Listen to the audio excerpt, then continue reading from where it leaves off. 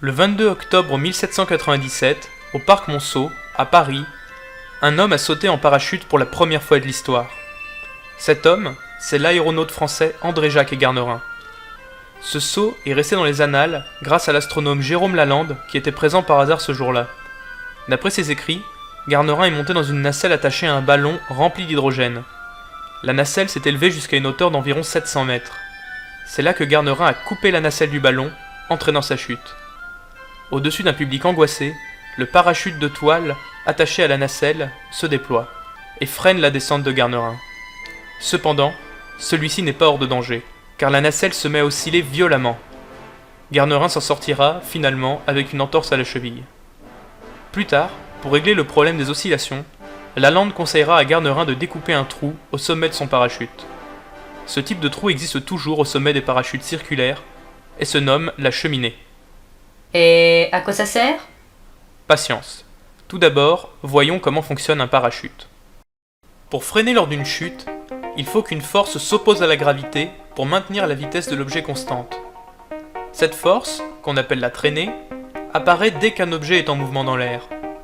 Il s'agit de la résultante de toutes les actions de l'air qui s'opposent au mouvement de l'objet. Cette force est d'autant plus grande que l'objet va vite et que sa surface est grande. On peut d'ailleurs calculer la surface de parachute nécessaire pour atteindre la vitesse V constante que l'on désire avec la formule suivante. S est la surface du parachute, R est la masse d'un mètre cube d'air, aussi appelée masse volumique de l'air, V la vitesse du parachute et M la masse de l'objet. Et qu'est-ce que c'est ? CX ? Cx, c'est le coefficient de traînée. Pour un parachute, c'est un nombre qui traduit la forme de celui-ci. On retrouve aussi ce coefficient pour la traînée des avions, mais dans ce cas, il dépendra aussi de l'inclinaison de l'avion par rapport à la vitesse de l'air. D'accord. Mais alors, pourquoi faire un trou au sommet du parachute ? Eh bien, si l'air crée une force de traînée grâce au parachute, c'est parce qu'il exerce une pression sur celui-ci. L'air, emprisonné sous le parachute, va tenter de s'écouler vers l'extérieur, en passant par les côtés. En s'échappant par les bords du parachute, l'air va faire osciller et mettre en danger le parachutiste. Donc, il vaut mieux laisser un peu d'air s'échapper par le sommet du parachute, quitte à diminuer un peu la force de traînée.